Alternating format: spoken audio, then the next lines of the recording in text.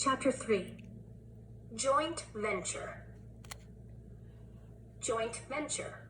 Noun. Two or more people joining forces to sell a certain amount of goods or to work on a single project. When the goods are sold or the project is finished, the joint venture ends. Your sister's really... Shut up, said Evan. Huh? Just shut up. She's okay. She doesn't... Look, she's okay, so just shut up. Yeah, okay, said Scott, holding up his free hand to show he meant peace. Evan was getting abused on both sides. The heavy cooler was banging against his inside leg with every step, and the plastic chairs were scraping against his outside leg. Bruised and bloodied, he thought to himself, all for the fun of hanging out with Scott Spencer. Why couldn't Jack have been home? Or Ryan? And why did Adam have to be on the Cape this week? It stunk. How far are we walking? Grunted Scott. Just to the corner. Evan watched as drops of sweat fell off his face and landed on the hot sidewalk. We should have stayed in the driveway. It was shaded. The corner's better. Trust me, said Evan. He remembered when Jesse had said the same words to him last summer. They were setting up a lemonade stand together, and Evan had been grumbling about dragging the cooler across the street and down 2 houses, just like Scott. But Jesse had insisted. There's sidewalk on this side, she'd said. So we'll get the foot traffic coming in both directions, and people in cars coming around the curve will have time to see us and slow down. Besides, there are a bunch of little kids on the side street, and their mothers won't want them crossing Damon Road. The corner's better, trust me. And she was right. They'd made a ton of money that afternoon. It took 10 seconds to set up the lemonade stand. Evan unfolded the chairs and set one on each side of the cooler. Scott tilted the sign toward the street for maximum effect. Then they both sat down. Man, is it hot, said Evan. He took off his baseball cap and wiped the sweat from his face with his shirt. Then he grabbed an ice cube from the cooler, balanced it on his head, and stuck his cap back on. Yeah, said Scott. I'm thirsty. He reached into the paper bag and pulled out a cup. It was one of those large red plastic cups that vendors use at professional baseball games. Then Scott took one of the pitchers from the cooler and filled the cup to the brim with lemonade. Hey, not so much, said Evan, pouring himself a cup too, but only part way. He glugged down half his drink. Not bad, he thought, though he noticed a dead fruit fly floating on the top. His mom had been battling a mad fruit fly infestation ever since the weather had turned really warm. The kitchen sink area, where they kept their fruit bowl, was dotted with tiny, feathery fruit fly corpses. Scott drained his cup and tossed it on the ground. Ah, he said, satisfied. That was good. I'm gonna have another. Evan reached for the trashed cup and stowed it under his seat.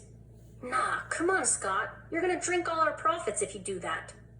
He stretched his legs out by putting his feet on top of the cooler. Just chill. I'm gonna chill by having another cup, said Scott. There it was, that mean bite in Scott's voice. Evan's shoulders tensed up. Move your feet, said Scott. It's hot out here. Dude, you're... Evan sat up expectantly and looked down the street. Hey, here comes our first customer. A mother pushing a double stroller came into view. At the same time, one of the kindergarteners from down the street rode her bike up, noticed the sign, and quickly pedaled back to her house. Within 5 minutes, there was a small crowd of neighborhood kids and pedestrians buying lemonade from the stand. Evan let Scott handle all the money while he took care of the pouring and the sweet talk. That's what his mother called it when a salesperson chatted her up. Trust me, she had once told Evan and Jesse. Buying something is only half about getting something. The other half is all about human contact. Mrs. Tresky knew about these things because she was a public relations consultant. She'd even written a booklet called 10 Bright Ideas to Light Up Your Sales for one of her clients, and Evan was like her. He was good at talking with people, even grown-ups. It was easy for him. So he kept the conversation flowing, along with the lemonade. People hung around. Most of them bought a second cup before they left. Evan was so busy, he almost didn't notice Jessie flying out of the garage on her bike and riding down the street toward town. Good riddance, he thought. But at the same time, he wondered where she was going. During a lull in business, Evan walked all around the stand, picking up discarded plastic cups. Scott sat in his chair, jingling the coins in his pocket. "Man, we're gonna be so rich," said Scott. "I bet we made $5 already. I bet we made 10. How much do you think we made?" Evan shrugged. He looked at the stack of used cups in his hand and counted the rims. 14. They'd sold 14 cups so far, and each cup of lemonade cost 50 cents. Evan heard Mrs. DeFazio's voice in his ear. Mrs. DeFazio had been his third-grade teacher, and she'd done everything she could to help Evan with his math. "If 1 cup of lemonade sells for 50 cents, and you sell 14 cups of lemonade, how much money have you made?" Word problems. Evan hated word problems, and this one was impossible anyway. He was pretty sure the right equation was 14 times 50 equals. But how was he supposed to solve that? That was double-digit multiplication. There was no way he could do a problem like that. And besides, some of those 14 people had bought refills but used the same cup. How many? Evan didn't know. Still, he knew they'd made a pretty good amount of money. That estimate was close enough for him. "How much do you think we could make if we sold it all?" asked Scott. "I don't know," said Evan. "Maybe $20? That sounded high, even to him, but Evan was an optimist. "Do you really think?" Both boys looked in the cooler. 3 pitchers were empty. They only had half a pitcher left. "You were pouring the cups too full," said Scott. "You should have poured less in each one." "You're the one who brought the huge plastic cups. You could fit a gallon in one of those," said Evan. "Besides, I wasn't going to be chintzy. They're paying a whole $50 for it. They deserve a full cup. And anyway, we can just go home and make more. My mom has cans of lemonade in the freezer." "So go home and make more," said Scott. "Oh, yes, Your Majesty. Oh, High Commander, Your Infiniteness. Why don't you go make it?" "'Cause I'm chillin'," said Scott, leaning back in his chair with a stupid grin on his face. Evan knew he was just joking. But this was exactly why he didn't like Scott. He was always thinking of himself. Always looking for some way to come out on top. If they were playing knockout, Scott always came up with a new rule that helped him win. If they were doing an assignment together, Scott always figured out how to divide it so he had less work to do. The kid was a weasel. No 2 ways about it. But everyone else was out of town. Evan didn't want to spend the day alone. And Jessie? Jessie was on his poop list, as Mom called it when the dog did something he wasn't supposed to do. Evan might never play with Jessie again. Evan crossed the street and went into the house. He was surprised to find that there were no more cans of lemonade in the freezer. Wow, there'd been so many this morning. Luckily, there was a can of grape juice in the freezer and a bottle of ginger ale in the fridge. "It'll work," he thought.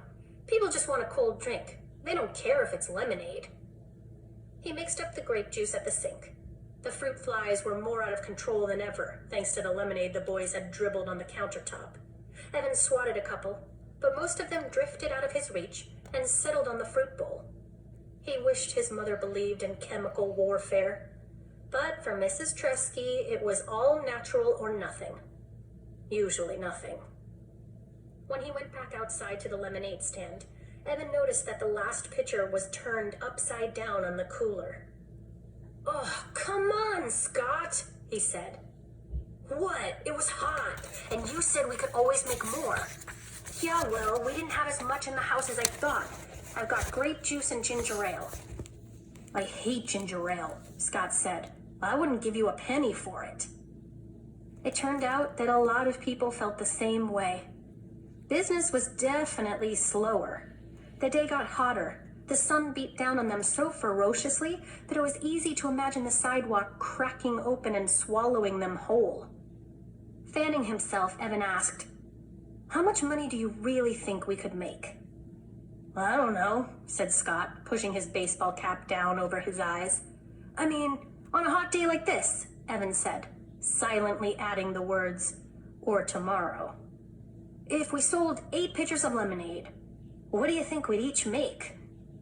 8 pitchers? I don't know. Scott shook his head. His baseball-capped face wagged back and forth. Too hot for math, and it's summer.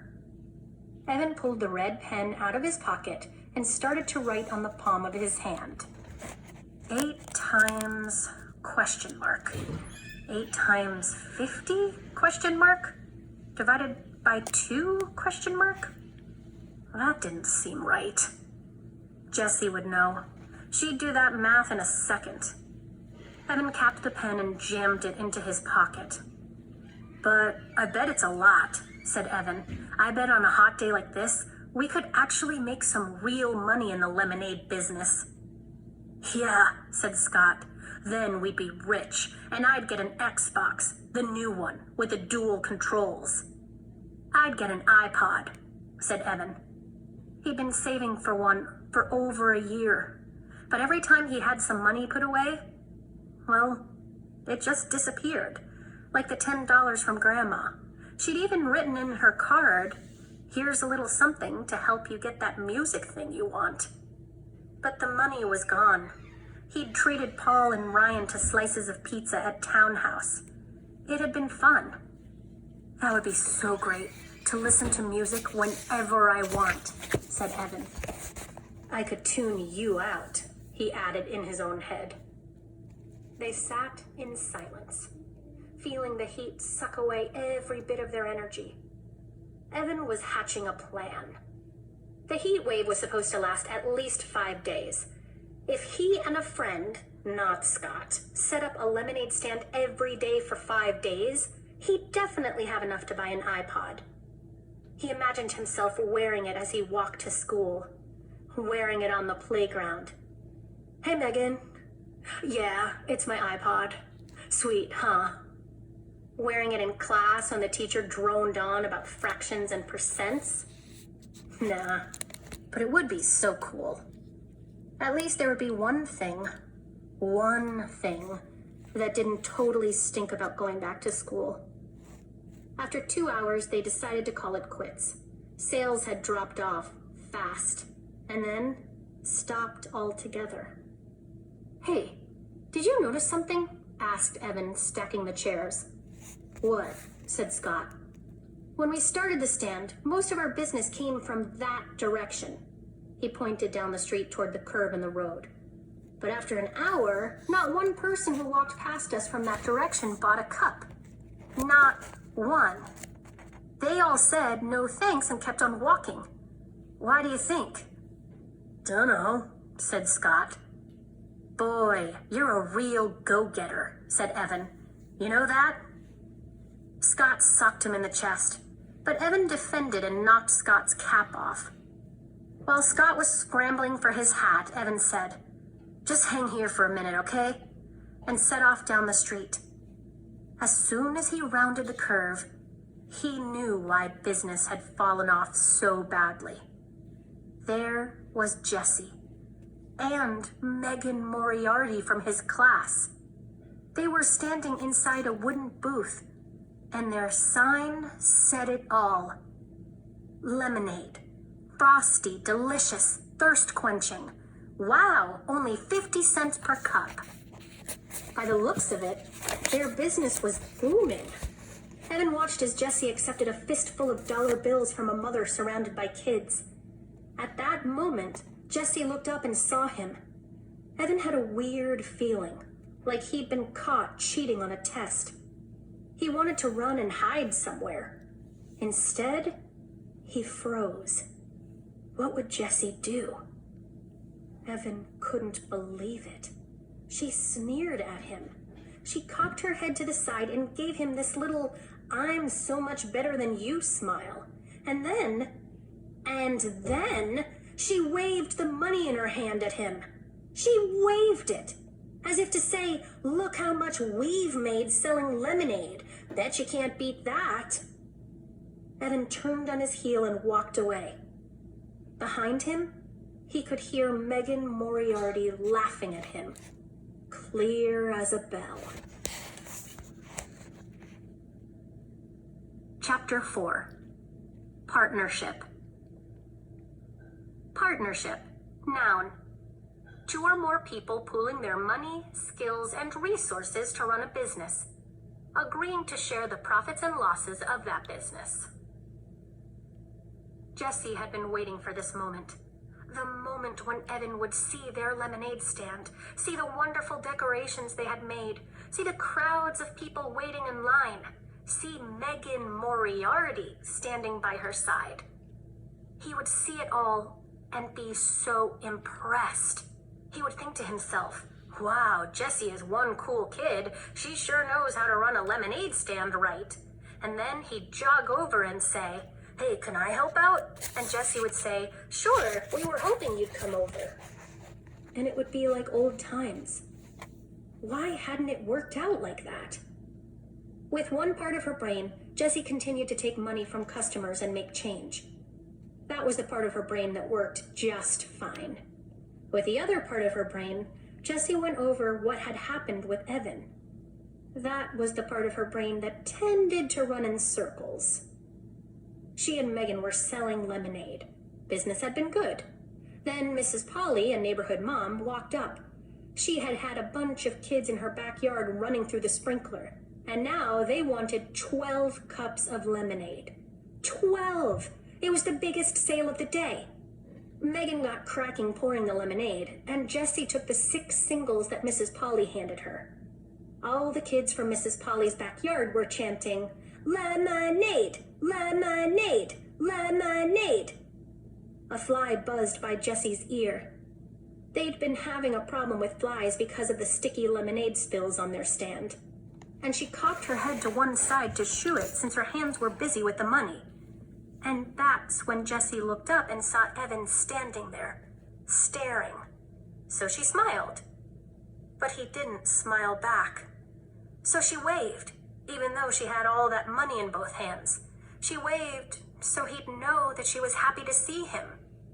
And then he stalked off, all stiff-legged and bristly. And she never got to say, "Sure, we were hoping you'd come over," like she'd rehearsed in her head. And just then, Tommy Polly, who was 2 years old, pulled down his bathing suit and peed right on the lawn. And Megan laughed so loud, Jessie was sure you could hear it all over the neighborhood. That's what had happened. That's exactly what had happened. But Jessie knew that something else entirely had happened. And she didn't get it, the way she didn't get a lot of things about people. All she knew was that the sight of Evan walking away from her for the second time that day, made her feel so sad and alone that she just wanted to run home to her room and curl up on her bed with Charlotte's Web.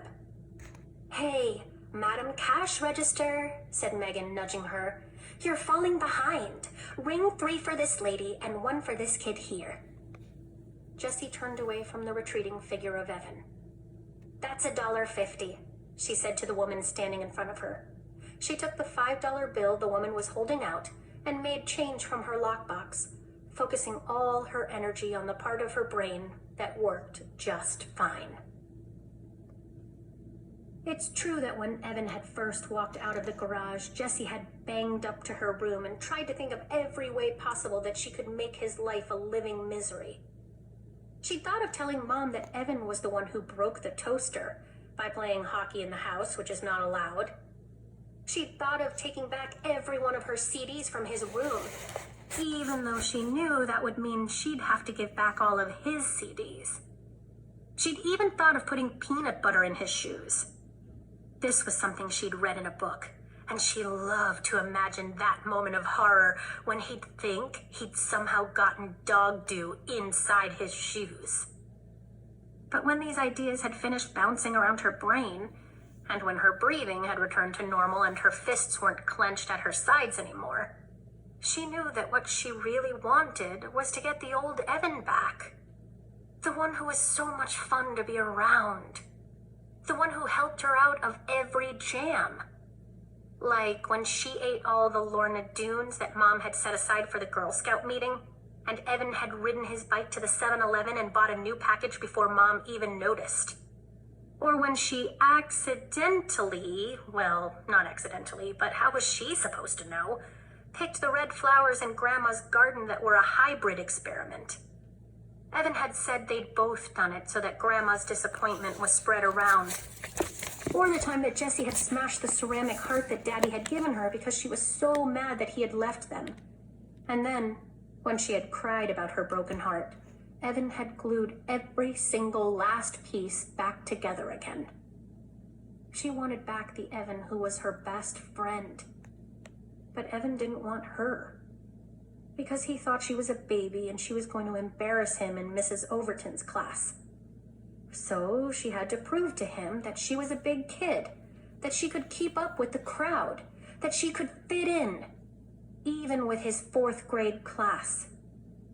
I'll show him I can sell lemonade too, just as good as him and Scott. I won't embarrass him. So Jessie got down to business. She knew she needed a partner. From past experience, she'd learned that having a lemonade stand alone wasn't considered cool. It was considered pathetic. And her partner would have to be a 4th grade girl, because that's what this was all about, showing she could fit in with the 4th graders. So the question was, who? It had to be a girl who lived in the neighborhood, or at least close enough to bike to her house. And it had to be someone that Jessie had talked to at least once. No way could she call up a girl she'd never even talked to.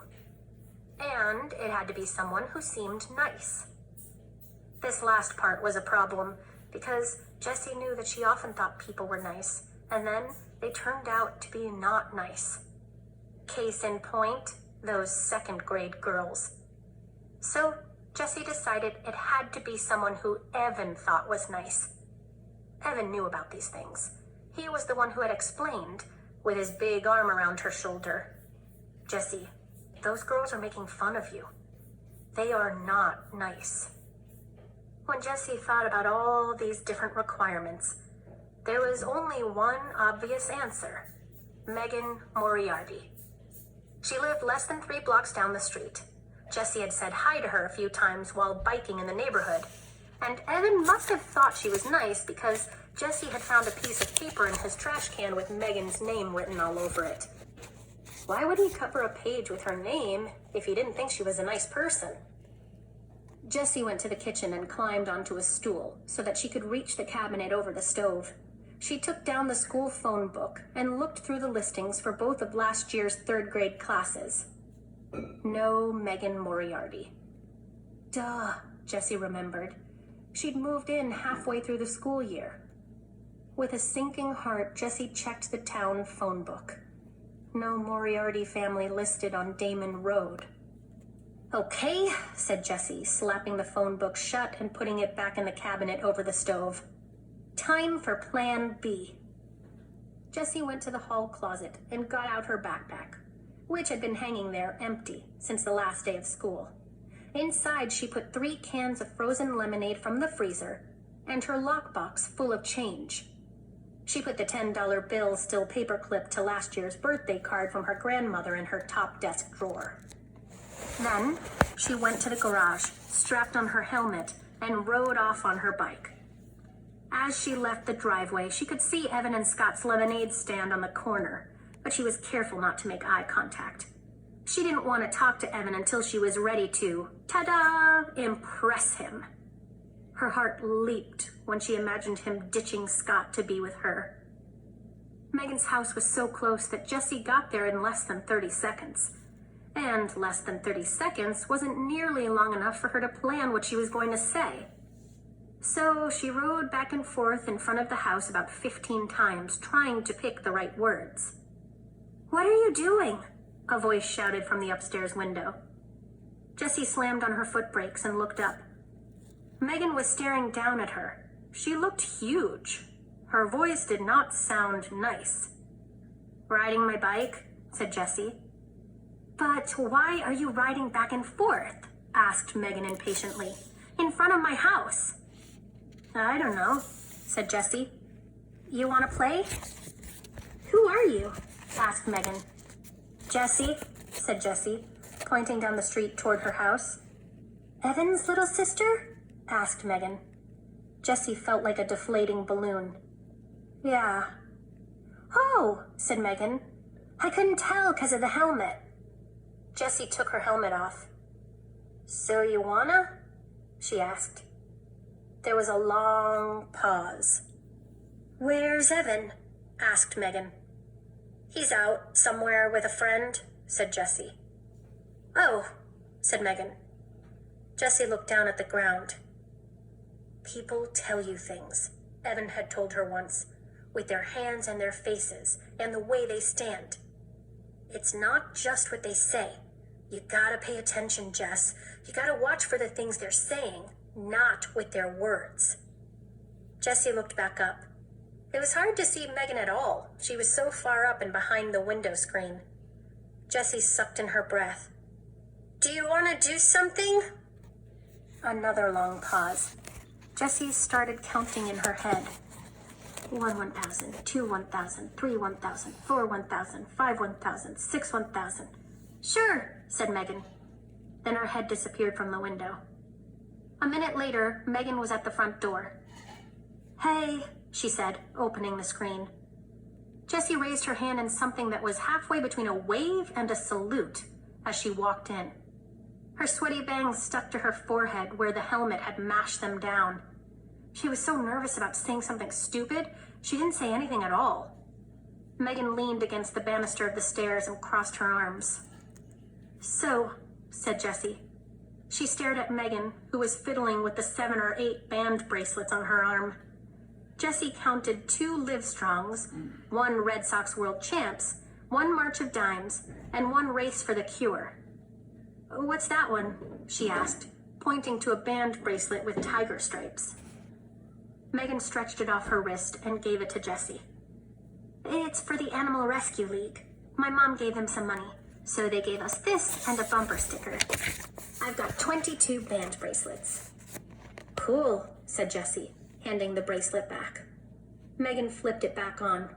She continued to play with the bracelets on her arm, running them up and down, up and down. "So, what do you want to do?" asked Megan. "I don't know," said Jessie. I don't know, let me think. We could have a lemonade stand." Said Megan, sounding bored.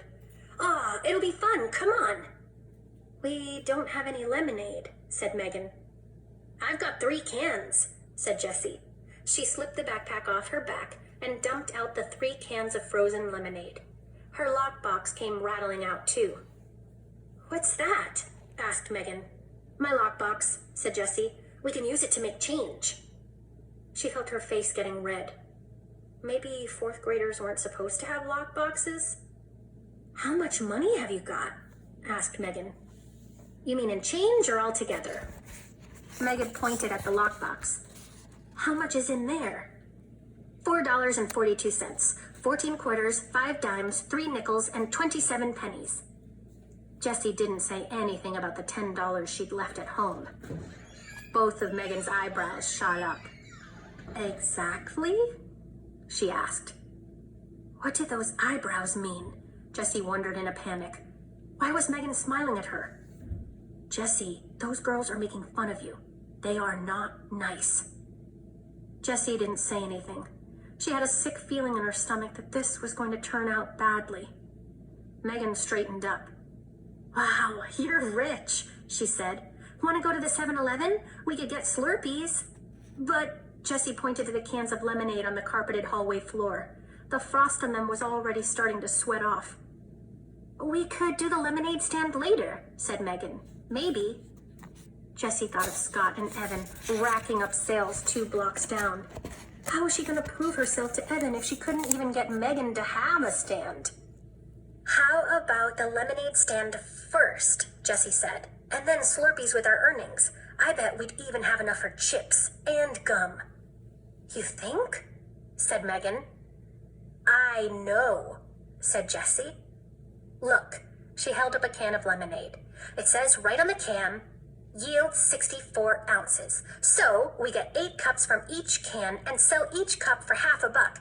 So that's $4. And then there are 3 cans. So that's $12 altogether, right?